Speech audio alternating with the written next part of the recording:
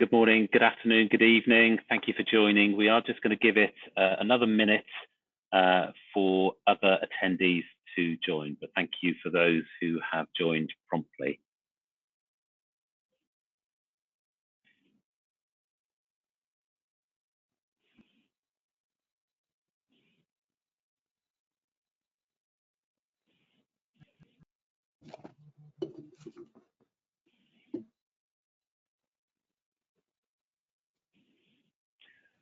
Right, I think we will get started. So firstly, let me welcome you to our second AMS DEI Knowledge Exchange webinar for 2024. I'm delighted to be introducing this particular webinar. My name is Paul Modley.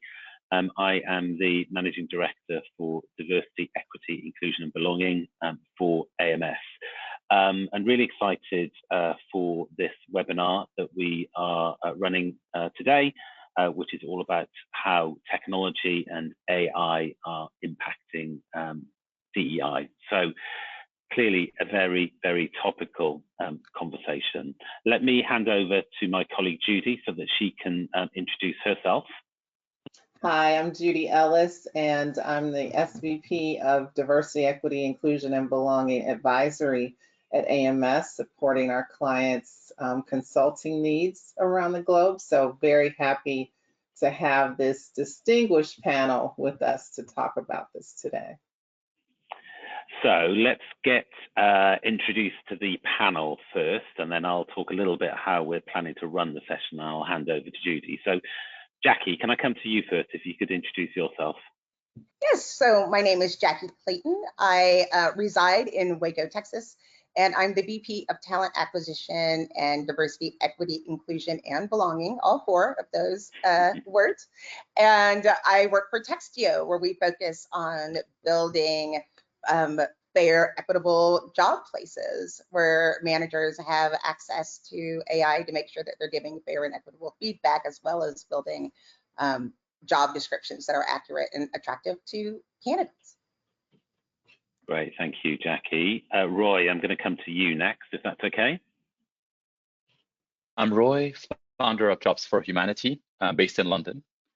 We're an employment platform for job seekers from underrepresented communities with about 600,000 job seekers, be they refugees, single parents, ethnic minorities, blind, deaf, justice impacted refugees. I mentioned that. We offer them all coaching, upskilling for free, and then offer training for employers, and then place those job seekers with employers, so talent sourcing. Brilliant, thank you, Roy. And then last but certainly not least, Marcus, can come to you next. Well, firstly, great to be here, and thanks for everybody that's taken their time to attend the session. Marcus Sawyer, founder and CEO of EQ. I'm originally from London, but based in California. I spent the last 20 years in HR tech and recruiting. More recently, I was a global president for the Adecco Group, buying, building, and investing in HR tech companies. EQ is really focused on connecting people to opportunities in many different ways, with the purpose around business growth overall. So whether or not you want to get connected because you want to find talent, or you want to get connected for marketing purposes or sales purposes, and we try and make it really easy for people to get access to knowledge and information so they can grow. And then one last point I'll add to that, a big believer in community, which is how we originally started, and create an inclusive environment so people can thrive. Great, thank you, Marcus. So let me just remind, or just in terms of the flow of the session, Judy is going to facilitate the main session with the panel.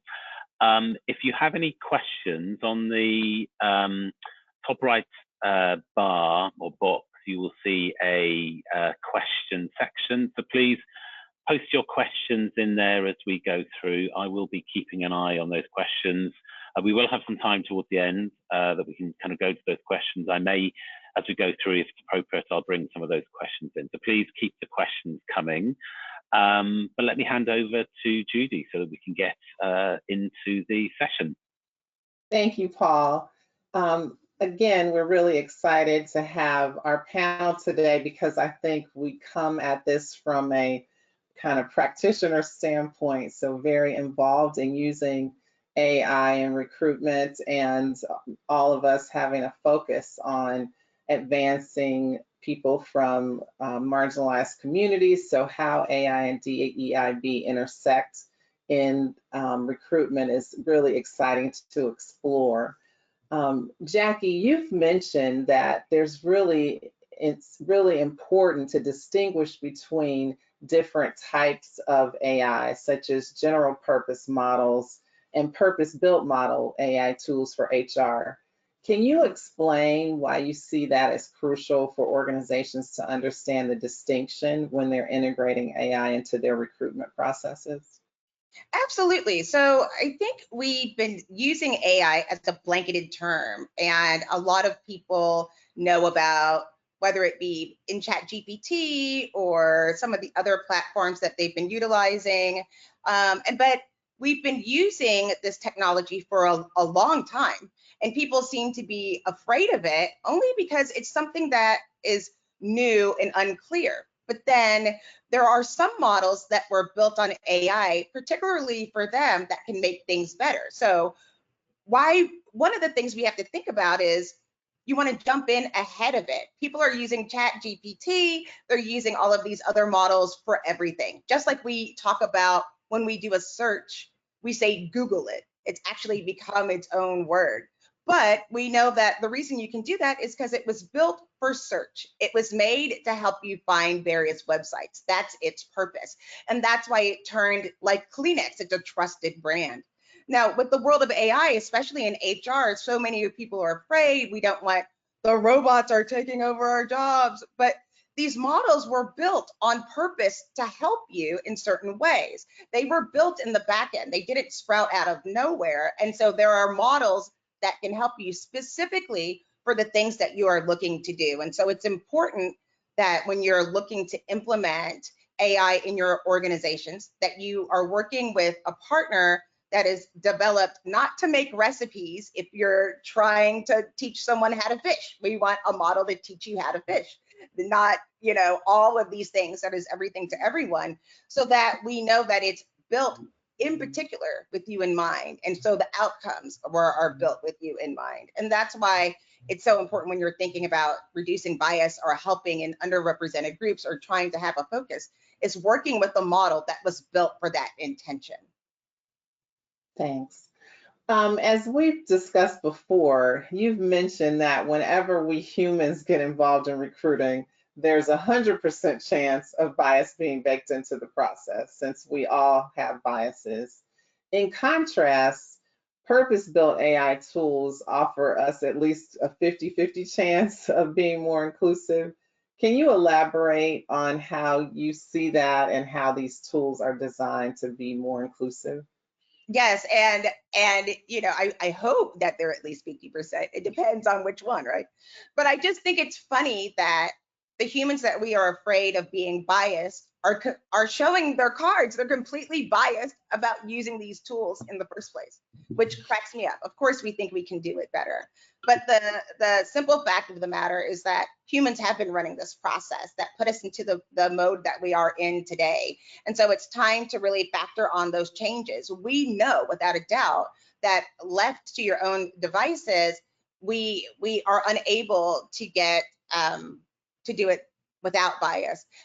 But it's more than that.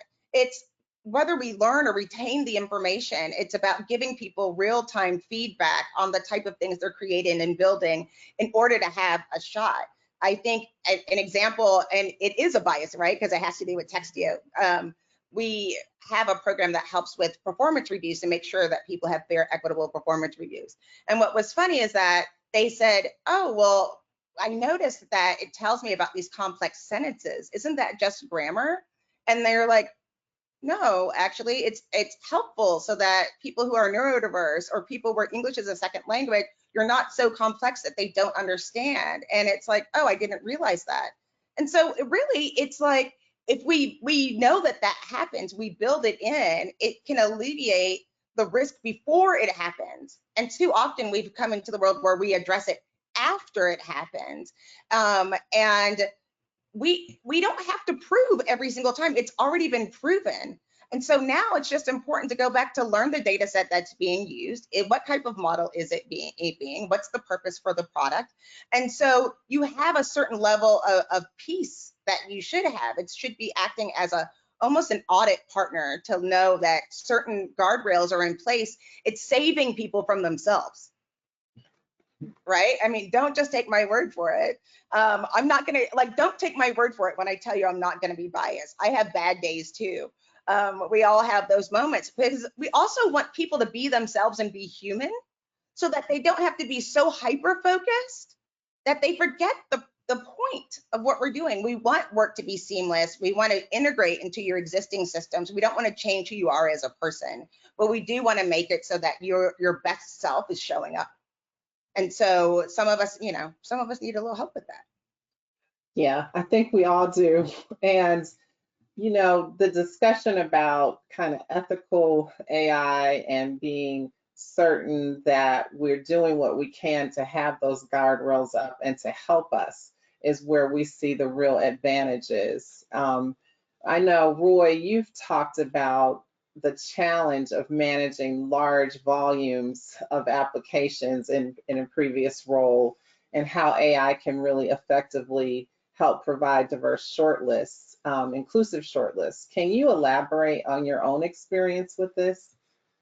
Yes, of course. I used to work at Citigroup back then, and we'd have stacks of resumes. Be they online or in person, like on paper resumes. And so as you go through the first 100, you're diligent. You're looking at the resume, but it's no secret, but then once you get the second 100, you spend a little more time on average per person. And by the time you get to the third 100, you're just, do they not have? And what are you looking for? The skills, the shortcuts, the company names, the education that you're looking for. And then all of a sudden, a lot of bias is coming in. One, because there's the lucky few that were at the top of the pile, and versus the unlucky ones. And then afterwards, a human attention span that goes down. And third, as a recruiter, when I manage 30+ jobs, I don't understand the details of every job. On top of it, every job description is not a job description, it's a human description. You're literally describing a person. Where AI comes in, and I'll get to its faults afterwards, but let's talk about its merits, is that it has the ability to scan through the job description and analyze it as an actual job and produce, and at least the way we apply that purpose-driven AI within Jobs for Humanity is we take a job and understand its objectives and key results, and then skills that are needed. Such that if someone does this in a year, well, then this would be a job well done. And therefore, you can go through those few thousand resumes. And what is a resume? It's a list of key results plus job titles and company names. If you remove the personal information, which is completely irrelevant at this point. And therefore, it has an ability to go through these few thousands and tell you, all right, so this person has done 8 out of the 10 OKRs that are needed. And those 2, they can get to them. This person has done 4 out of 10. Now, it doesn't matter if this person studied at this university or that university or where they have done this. To give you an example, in an AI model where you get rid of personal information, where you get rid of historical data that's completely irrelevant from causation correlation perspective, and then you just feed it with anonymous resume information, which is therefore full of key results versus that result of a job.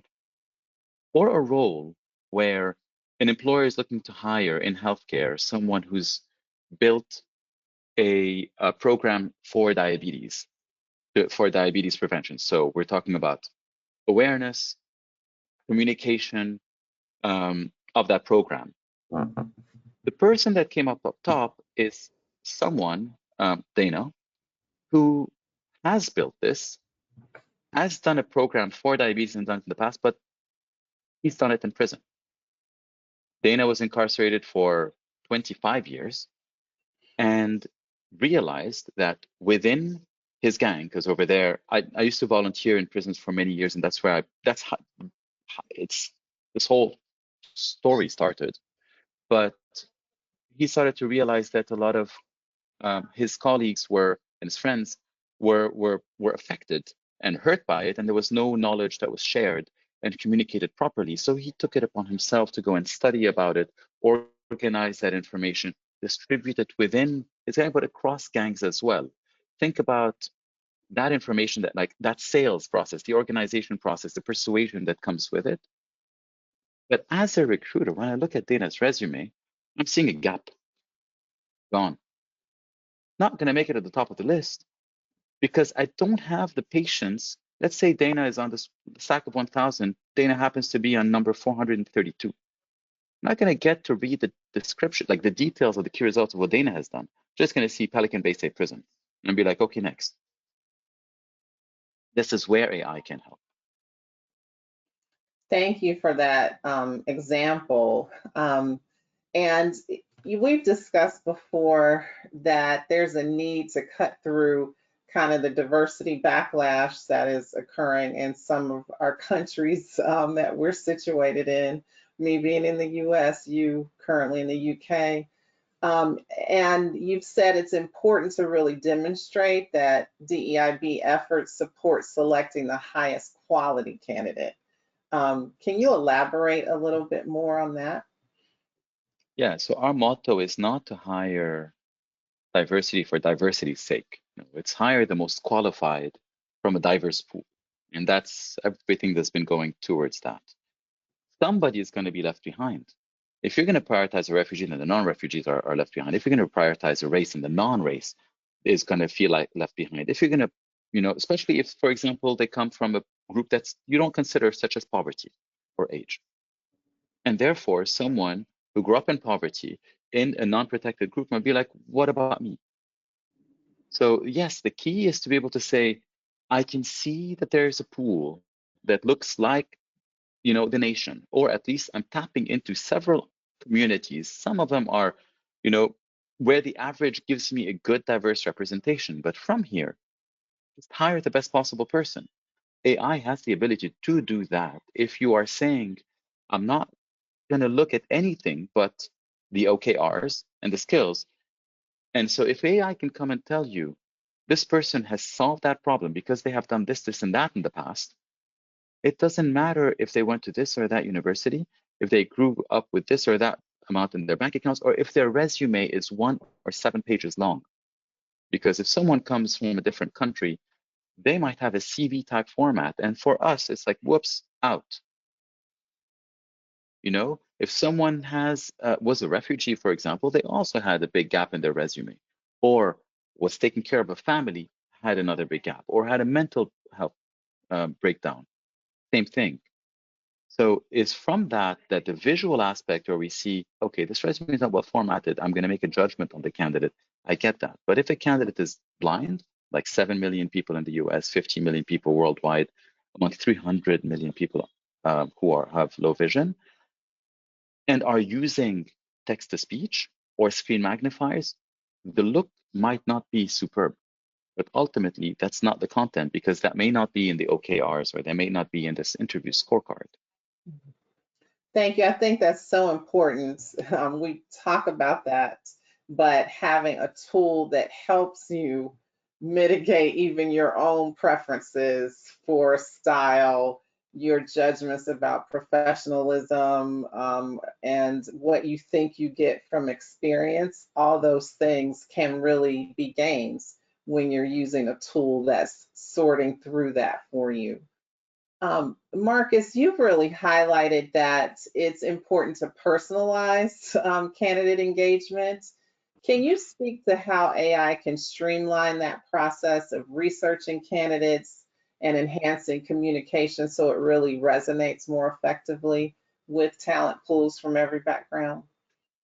Yeah, sure. And I'll start with this by saying that I think sometimes, and not with everybody, there's a notion that inclusion is about finding very specific niche set of candidates. And one of the things I think is really important to understand is that it's the complete opposite. it's about widening the talent pool. And you do that, to Roy's point and some of the points that Jackie's made as well, by having a representation of the population. So that's what the inclusion piece is.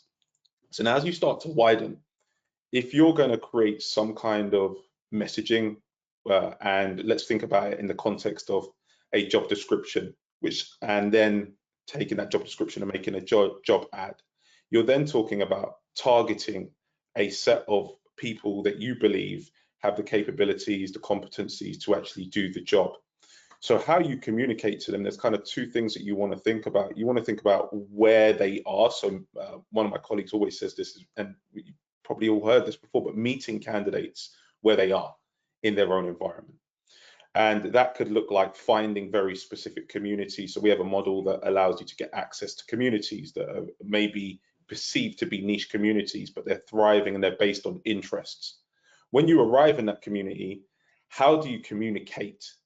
And thinking about the communication medium, if you're communicating on email, it's different to if you communicate on LinkedIn, if you're communicating in text. So understanding the context on how somebody might receive that, and then also the timing. When did you send that to them? Was there a point where they were actually looking for an opportunity, or is it a point where you're being proactive to build that network?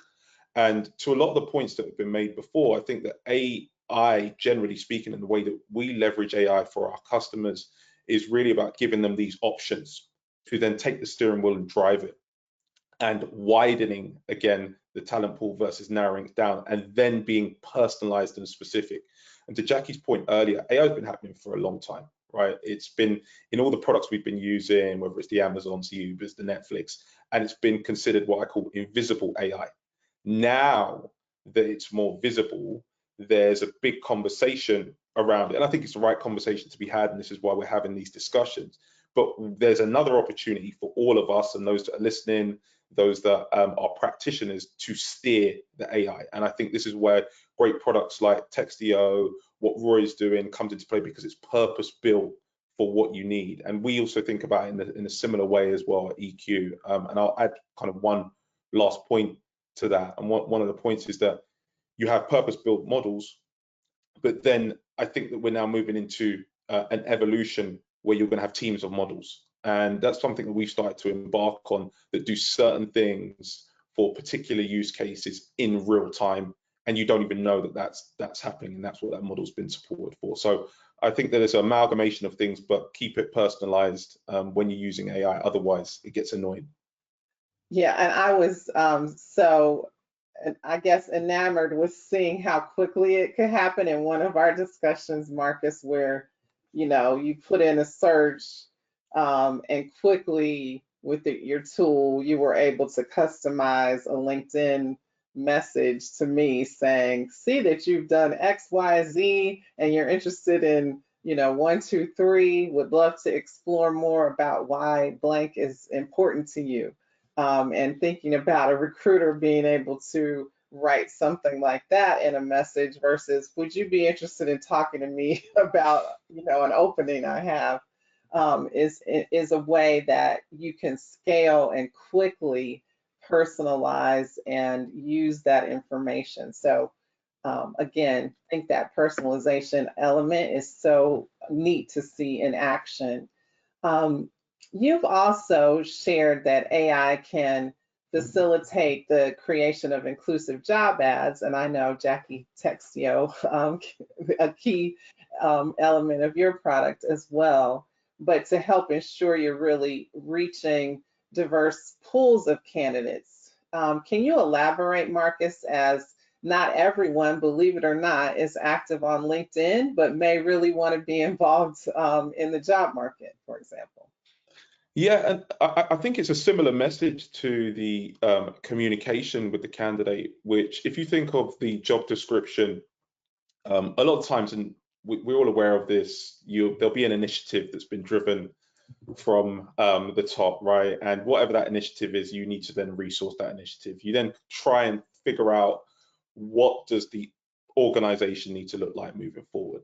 And then you have these things that we call job descriptions. And then typically, hiring manager doesn't want to do them. I've been a hiring manager before, and they're like, oh, this is gonna take forever. We now have tools, and whether it's Textio and some of the stuff that we do, that allows you to do that pretty quickly to get a good baseline of what you need. Okay, so now you've got this baseline.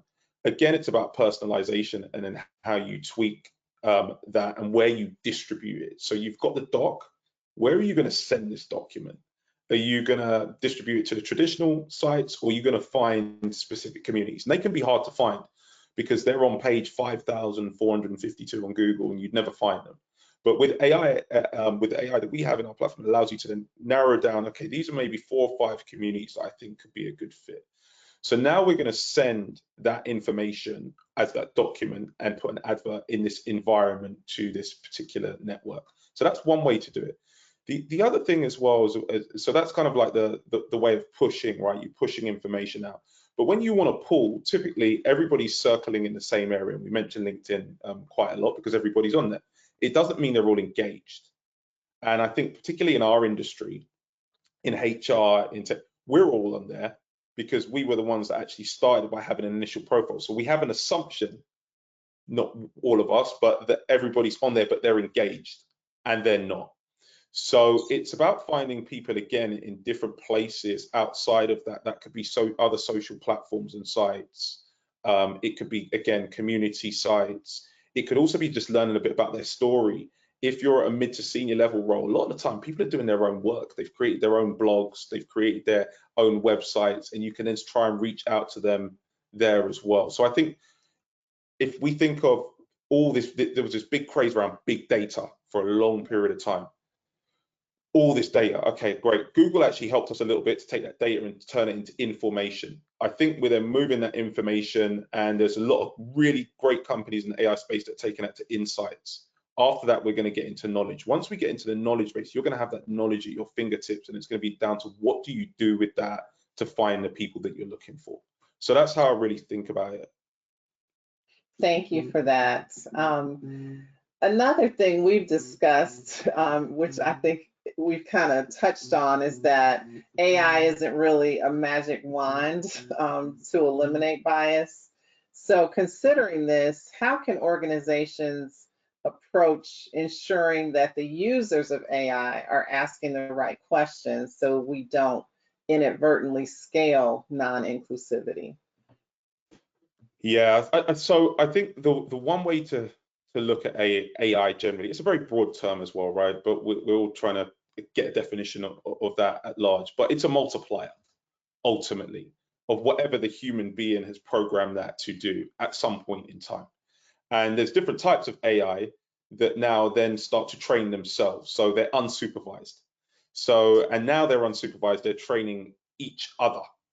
And it's like garbage in, garbage out. So you must be mindful of what you're putting into the AI and how you're steering it.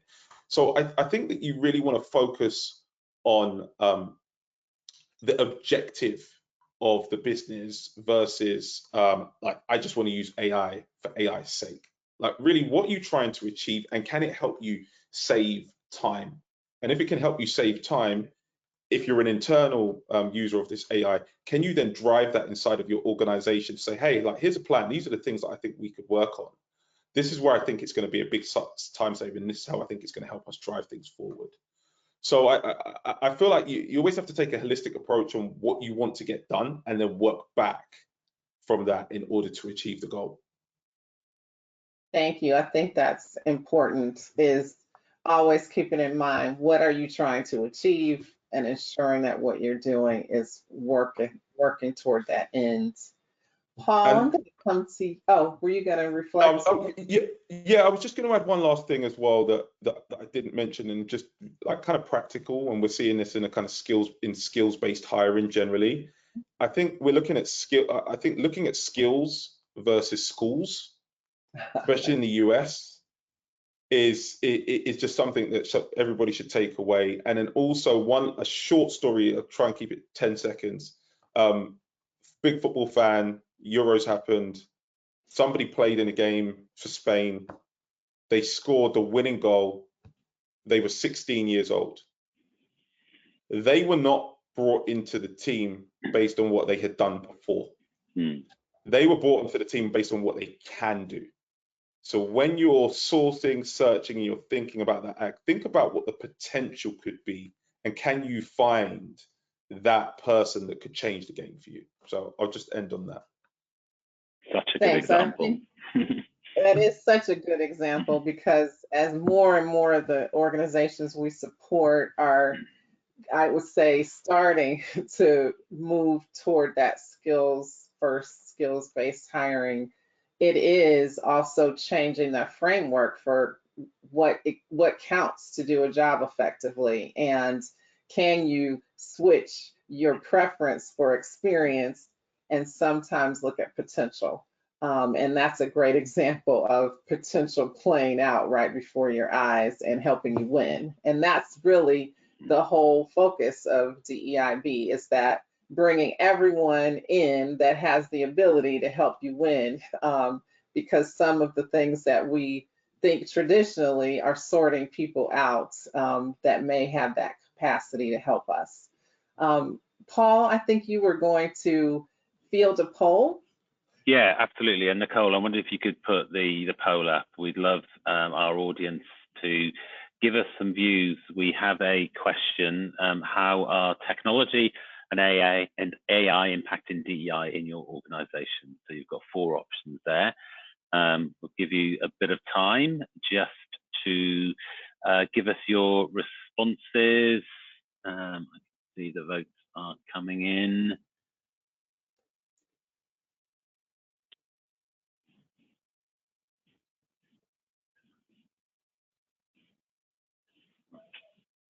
I'll just give you a little bit more time so you can add your views. We've still got some votes coming in.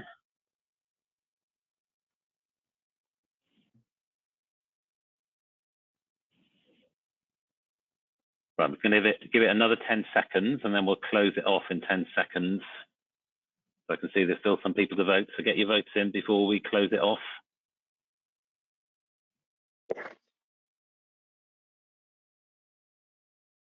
Right, Nicole, let's close it off. So, interesting.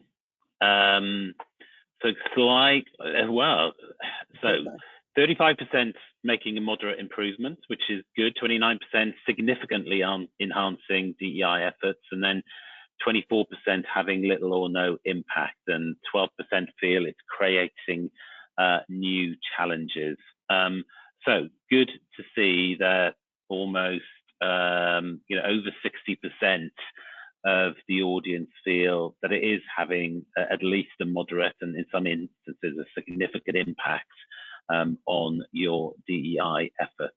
Let me just open that up to the panel. I don't know if the panel's got any particular views on those particular results. Anything stand out for you? Well, when I'm looking at it, I don't agree with the. I was like, I know people probably think it has little to no impact. It probably has more impact than people think. Yeah. We're seeing that 2/3 are seeing moderate improvements to significant improvements. It'd be great to see possibly in the chat what are some of the specific use cases where you do see AI enhancing DE&I efforts. That's a good call. It's a good call. Yeah, please do share if you're willing.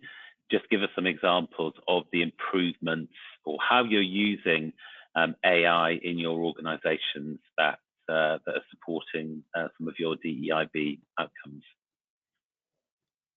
And I can share a little bit with our job seeker community, like Paul.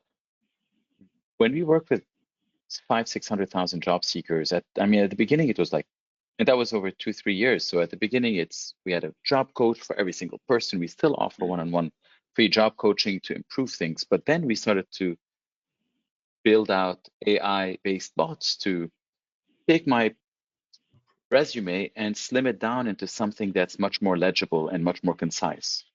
Take a cover letter and slim it down into personalized, like, tell me what is it that I have done at my job that is most relevant to what they have done so that I know how to elaborate and be relevant to you.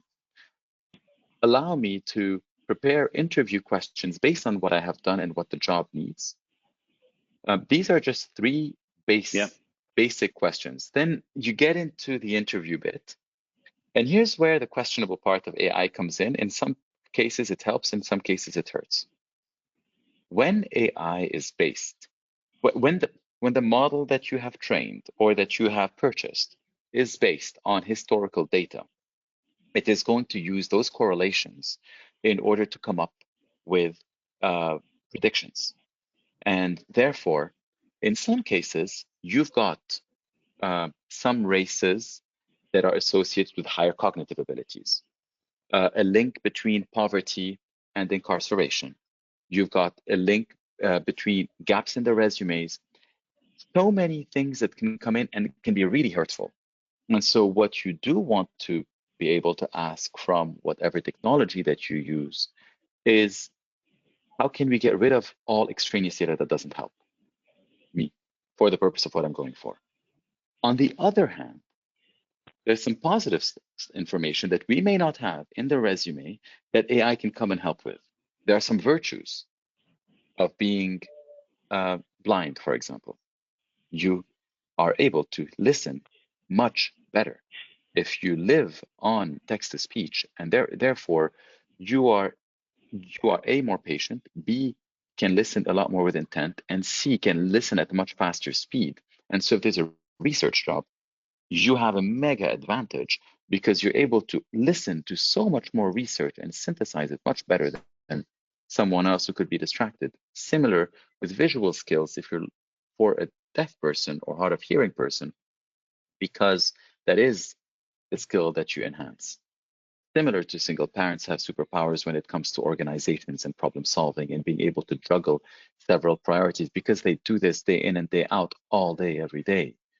Similar to the hustle and the grit and the will to win and the ability to sell really well if you're just as impacted. And these are not things that we just saw from our own trainings, from our props, like trainers that have built to train organizations, but Kelly Winner, one of my colleagues, we met when she had just come out of prison, got a job at Microsoft today. Within 2 short years, Shelly is the #1 salesperson at Microsoft globally for all their tablets. Why? Because she will see her quota and nothing else. And she will attack it with no distraction because getting a shot is extraordinarily important. And if she loses that job, she came from very, very, very far. A refugee is likely to come in with a new culture, with a second language, cross-cultural knowledge. These are things that you might not see in a resume, but having the biases that come with AI give an advantage. And so that's where concrete examples where you have pre-trained data that could hurt versus and help at the same time. And some practical examples as to how you could use AI to prop somebody up and prepare them for an interview, but similarly, make someone feel comfortable when you prepare them for an interview and take them down the hiring process or create an inclusive workspace. It's really interesting. Thank you, Roy. Sorry, I was just going to share, we've had some feedback in the chat about a use case scenario. One of the attendees has said that they're using AI for interview notes, and it's been great to remove feelings from the interview notes and to have just factual responses to interview questions. And I know that's many organizations are using AI for that sort of, sourcing the data capture there. So that's good to know. Sorry to interrupt. I just wanted to bring that in. No, I think that's a really great use case that it's able to help you sort through and parse, summarize, think much more quickly and effectively. And Roy, it's interesting, some of what you talked about raises some ethical concerns, but as we often tell our clients that say we're data driven, we want everything to be quantifiable. There's so much research that does show neurodivergent people, for example, being able to have that hyper focus. And we've even had within our own company, Paul, a test with one of our provided Auticon, where we placed some people in roles for their specific skill set, making them extremely successful in a technology space because of that. And that is what we think the advantages that are able to be opened up when we're not using our typical eye looking at what we traditionally think is important. I'd love to hear. Oh yeah, go ahead, Marcus. Yeah, I'm just going to weigh in on the numbers. So just my interpretation of the poll that we've done. Obviously, it's a very short sample, but one of the things that I think is important to remember is in our industry at large, or being practitioners, we're really in the first innings of leveraging AI as we know it. And the first innings, what that looks like today is we have a human in the loop. And the human that's in the loop is driving these decisions. So whether or not they're using it for interview notes, they're still making a decision after. Whether you're creating a job description, you're making a decision after. There'll be an evolution of this where we'll move to some more of an agent model where the AI will do a lot more.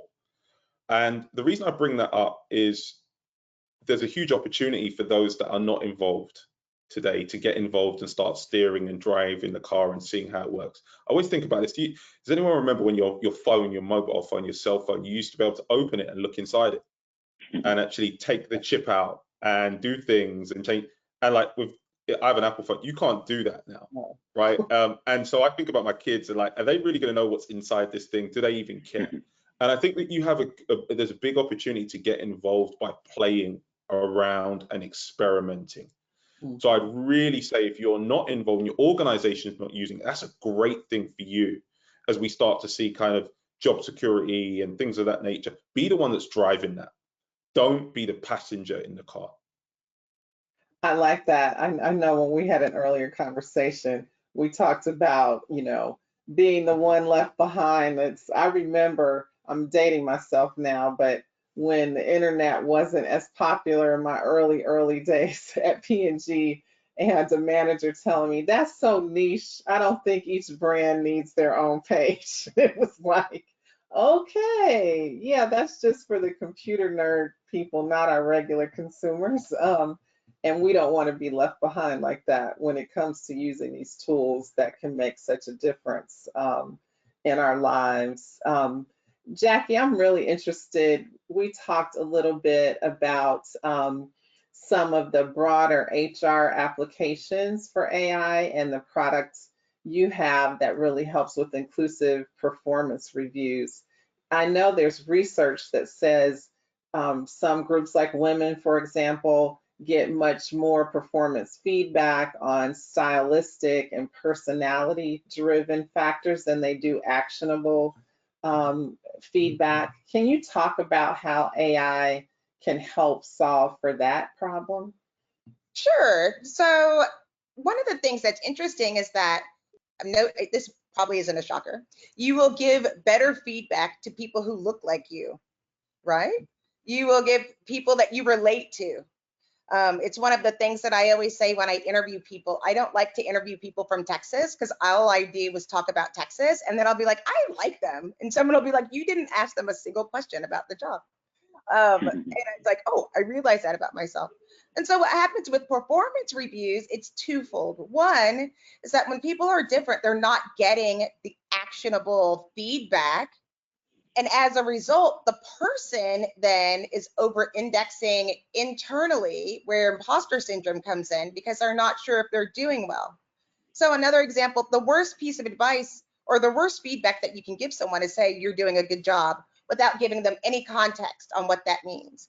Because then flash forward 6 months, you're putting them on a performance review. And they're thinking, I've done exactly the same thing that I've always done. And I don't know what those things are. And so what the product that we have, Textio Lift, does is allow the AI to look at the person giving the review and saying, can you give me more examples? Or is this an actionable piece? But also allow you, when we are stressed or if we're tired, which everyone is, managers are being asked to do more, we're writing these reviews and we have a tendency, maybe we use short language that can be interpreted wrong, or maybe English is a second, third, fourth, fifth language, and we don't know how to present that information. I think one of the things that we have to remember, like, I love this example, is that in Spanish, there's like so many different words for love. And in English, we just have love. And a couple of those loves are completely inappropriate to say in the workspace. But if you went to Google Translate, it would just tell you, based on my language, how to do that. But it's inappropriate. So you can use AI to say, I think I know what you're saying. Here are some different ways of saying that thing in the most appropriate way to make sure it's actionable, and that it reduces the risk of potential bias that goes into that piece. But it also, as the receiver, I feel good because now I have a track where I can say, these are the things that I need to improve on. These are the things that I'm doing well, so that we can do the, start, stop, continue in the process of having that.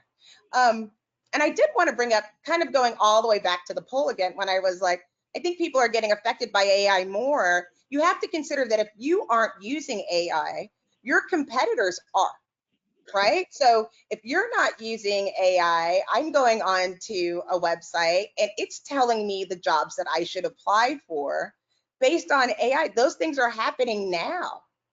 If I go to LinkedIn, it tells me the jobs that I should apply for based on it knowing my background. If I say I'm looking for a job, then it drives me crazy. I won't name the site, but every time I go to this one particular site, it will show me all the jobs in Waco, Texas. And I have to say, every time, the jobs in Waco, Texas are not the ones that I'm looking for, but it already is using the cookies and AI and driving things towards us. So keep these things in mind. It is affecting you more than you think.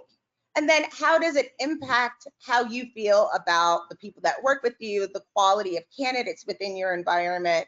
There are all these things that can be a distraction from the real work that we're trying to get done.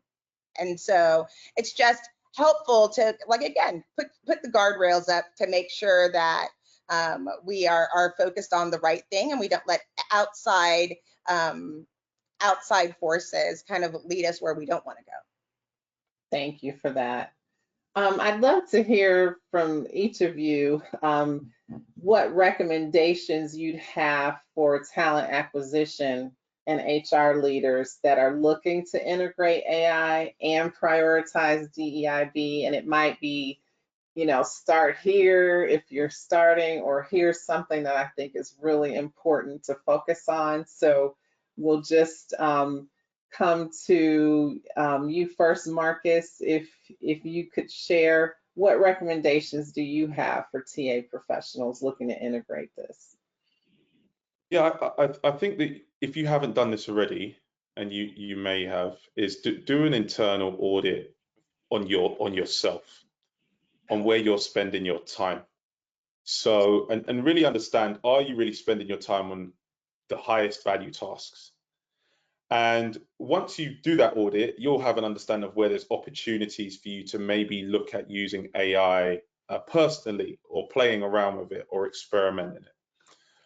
And then see, how does that align, or does it align with the business strategy overall?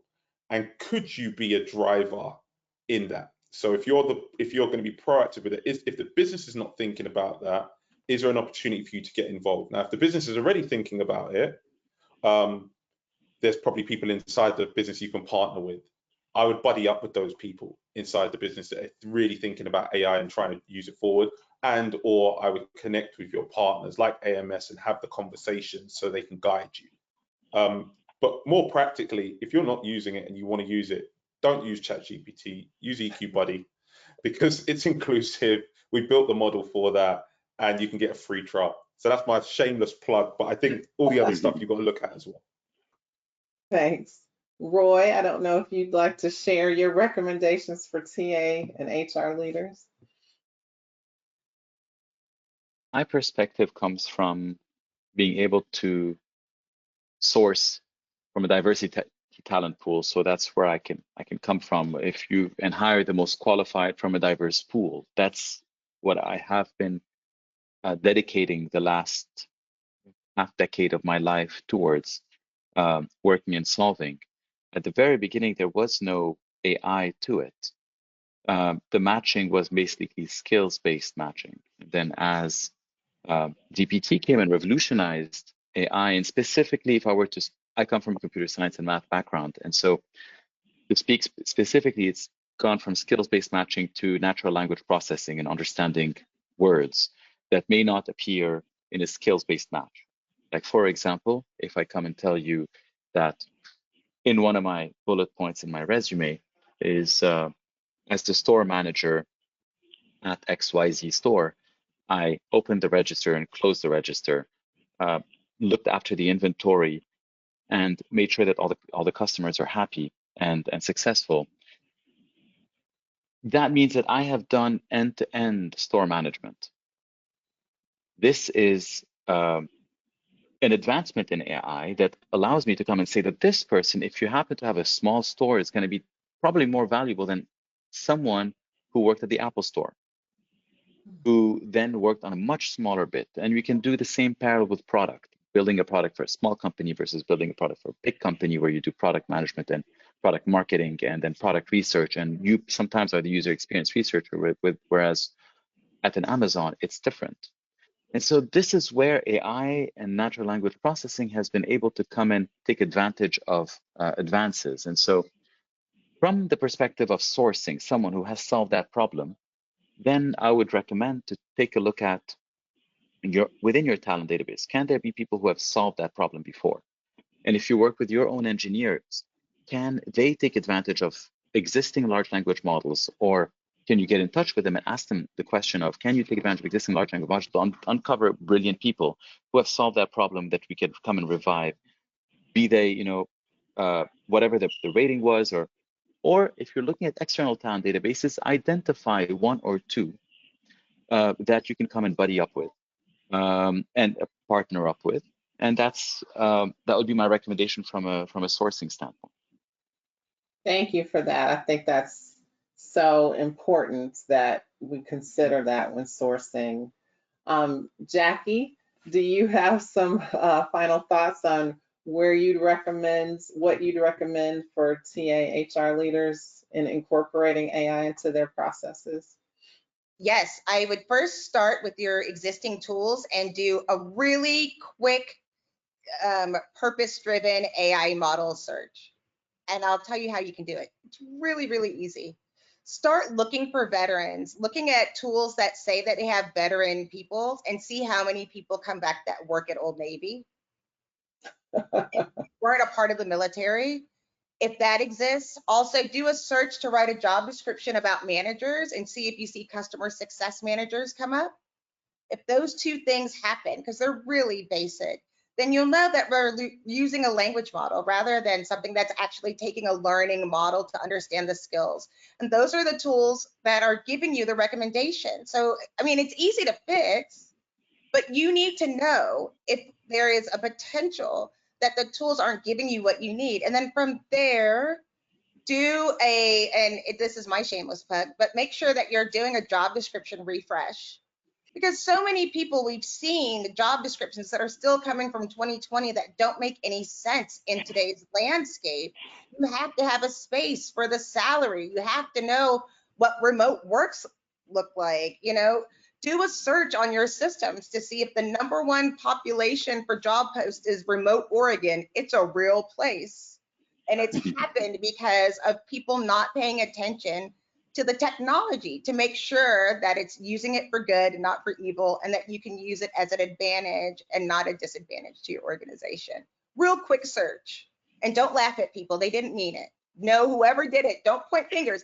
They didn't mean it. They're really just trying to help, but we need to keep growing and making sure that the tools aren't taking us back. Thank you for that. Paul, I think you've seen another question in the chat. Yeah. Would you like to pose it? Yeah, I think we've got time just to cover off one of the questions in the few minutes we've got left. So I'll paraphrase. So Sandra, thank you for your question. And somebody on the panel, please pick this one up, or whoever's got a view. While AI can help remove personal biases and streamline initial stages of recruitment, it also poses the risk of masking the candidate's true persona. Any ideas on how this should be dealt with? Interesting. Yeah, talk to the candidate. There you go. I don't know. I mean, We I shouldn't like lose sight of talking, should we, in all of this? ourselves. I mean, I would say when I started in recruiting, I'm an ex-Robert Halfer.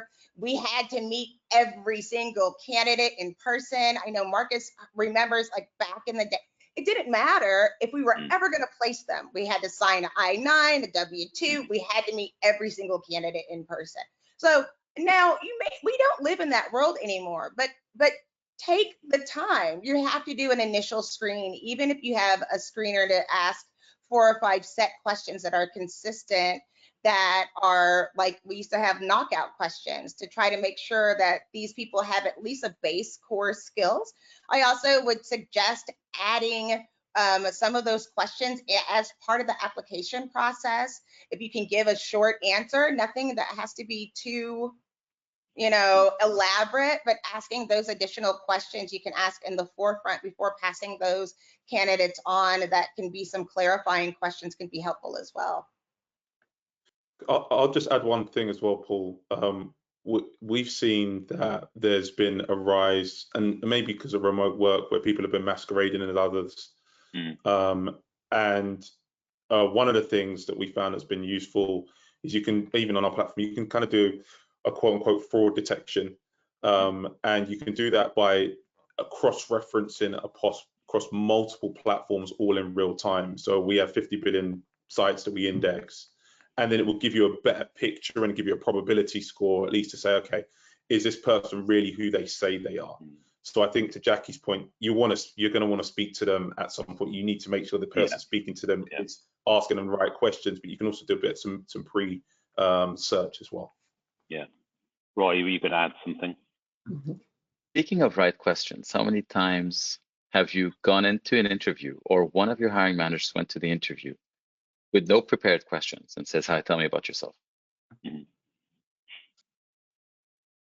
It's a much bigger number than we can realize.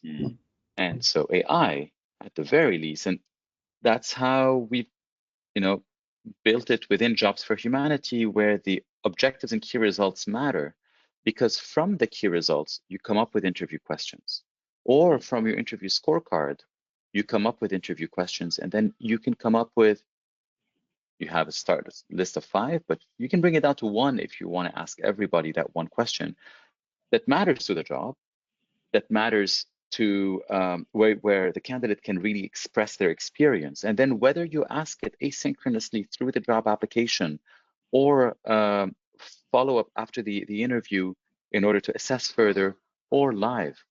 But AI can help in coming up with questions that are, for example, clear and not ambiguous. Another question is, how many times have we heard the interview question, where do you want to be in 5 years? What's your greatest strength or weakness? What's wrong with that question? It's important to understand the strengths. But if I am neurodivergent, I might get tripped on the word greatest. And so I might be thinking in my mind, which I am neurodivergent, I might be thinking, okay, I want to answer correctly. What is my greatest? 1, 2, 3. And so I'm thinking, and you're like, what is going on with this person? I wonder what are some of their strengths. So AI can help you ask, based on your screening questions or OKRs, what is a clear question that you can come and ask that allows someone to have and reduce a lot of bias from it. So that's just one way where AI can help in bringing up an actual proper personality without allowing someone to fall into a tailspin or stereotyping them. Right. Thank you for that. Roy. I see we're at time. I really appreciate all of you for joining us. Very interesting discussion. Thank you to our panel. We have really explored a lot of the areas that we're interested in, and I think the key takeaway: experiment, try, don't be afraid, and know that it can help you scale. I encourage you to join us again for our next webinar on September 26th. Our topic is really DEIB today, what's next with the current climate and talent acquisition. And we've dropped a link in the chat so you can register for our next webinar if you haven't already. So thank you again. Appreciate your engagement and the questions, and we look forward to seeing you in the future. Thanks, everybody. Thank you. Have a great day. Thank you.